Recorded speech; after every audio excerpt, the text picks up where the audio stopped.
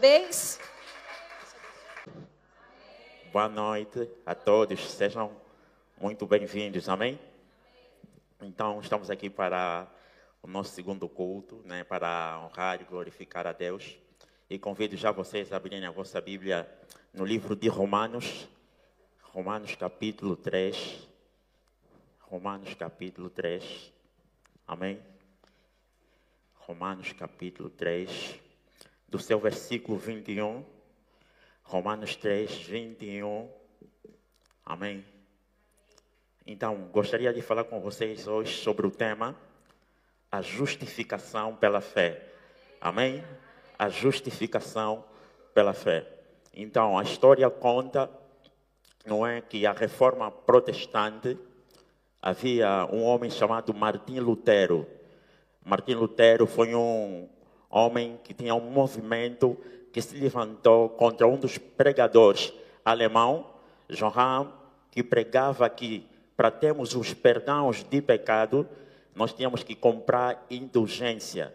Ou seja, ele dizia que a salvação ou o perdão do pecado, ele poderia ser conquistado ou comprado. Amém? Mas a Bíblia diz que se levantou um homem chamado Martim Lutero, que ele disse que a salvação ou a justificação, ela é um dom gratuito de Deus. Ela só pode ser alcançada pela fé em Jesus Cristo. Amém?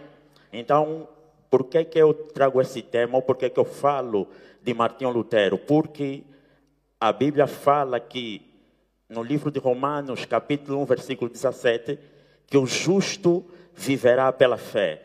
E esse foi um dos pilares da reforma protestante. Ele dizia que a salvação, ela não é para ser comprada.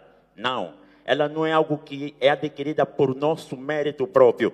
Não. Ela é adquirida pela fé em Jesus Cristo. Aleluias. Mas no livro de Romanos, capítulo 3, a Bíblia está dizendo assim: mas agora a justiça de Deus se manifestou sem a lei, mas atestada pela lei e pelos profetas. Amém? A Bíblia está dizendo que agora a justiça de Deus se manifestou. Se manifestou independente da lei, sem a lei, mas ela se manifestou. A justiça de Deus é Cristo. E a Bíblia diz que Cristo foi feito a nossa justiça.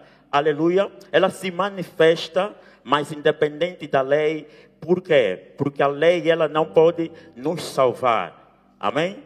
A lei, ela não pode nos salvar, mas ela se manifesta para cumprir a lei. Porque a lei e os profetas, eles testificam acerca da justiça de Deus, que é Cristo. Jesus vai dizer que as Escrituras, elas testificam de mim. Elas falam acerca de mim. Amém? A história conta que no livro ou na Bíblia dos Hebreus, que eles não têm o Antigo Testamento, eles chamam de Torá. A Torá, ela vai se dividir em 3 pilares. O primeiro pilar o Taná, o primeiro pilar do Taná é a Torá, que aponta para o Pentateuco, que é os 5 primeiros livros da Bíblia. Depois nós temos os livros históricos, que são o Nevim. Depois nós temos os Ketuvim. Então eles vão se dividir em 3 pilares. E Jesus vai falar para os seus discípulos: se você pesquisar na Torá, eles falam de mim.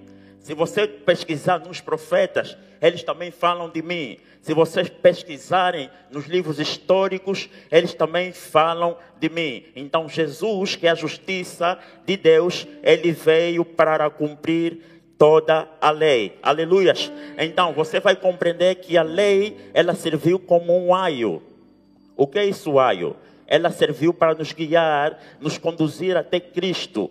Por quê? Porque a lei, ela não pode nos salvar. Ela não pode curar a nossa enfermidade do pecado. Porque o papel da lei é apontar o nosso pecado, é nos acusar. Então ela vai servir de um aio para nos conduzir até Cristo. Aio é uma palavra do grego que quer dizer pedagogo, da ideia de um guia que conduz um menino. Então a lei serviu de um guia para nos conduzir para o caminho da salvação, e a salvação nós temos em Cristo Jesus. Aleluias. Então eles vão perguntar: tudo bem, mas por que nós somos julgados como pecador? Por quê? Porque a Bíblia diz que tudo que se pode conhecer de Deus está escrito, está disponível. Os atributos de Deus, tudo que Deus fez. Mas eles trocaram a glória do Criador e adoraram agora a criatura. Então eles perguntaram, mas por que somos tidos como pecador? A Bíblia diz que é porque nós estamos debaixo do pecado. Porque nós estamos debaixo do pecado, então a condenação nossa é justa. E por estarmos debaixo do pecado, a Bíblia diz que todos nós ficamos distantes da glória de Deus. Ficamos distantes da glória de Deus. Por quê? A glória, existem duas palavras para a glória. A primeira palavra é a doxa. A segunda palavra é a kabod. Mas a glória aqui vai apontar para a santidade de Deus. A glória aqui vai falar do resplendor e do brilho de Deus, da majestade real, da perfeita e pura majestade de Deus. Aleluias. E acabou de quer dizer o que? Peso. Algo pesado, uma carga quando é aplicada a homem. Então você vai entender e podemos concluir que nem gregos, nem judeus, nem gentios tinham acesso à glória de Deus. Todos nós nos afastamos da glória de Deus. Por quê? Porque todos nós estamos debaixo do pecado. Então nós precisamos prestar atenção o que pode trazer consequência, ou quais são as causas ou a consequência do pecado.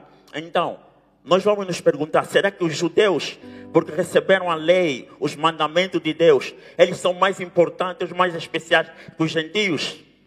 É bem claro que não. Porque os gentios não são piores nem melhores que os judeus. Por quê? Porque diante de Deus, eles são considerados ambos pecadores, porque eles permanecem sob condenação de Deus. Porque para Deus não há diferença diante do pecado, diante da salvação. Mas Deus, Ele quis poder usar sua misericórdia para com eles, para que pela sua graça pudesse então lhes salvar. Aleluias. Então Ele vai descrever a total o pecado da humanidade, e Paulo prova que todos nós, que todo mundo é culpado diante de Deus. Aleluias. Então a Bíblia vai relatar o quê? O caráter pecaminoso deles. A Bíblia diz da propiciação que nós hoje estamos libertos da condenação do pecado, que onde houve o pecado, que a tua graça superabunda nesta noite.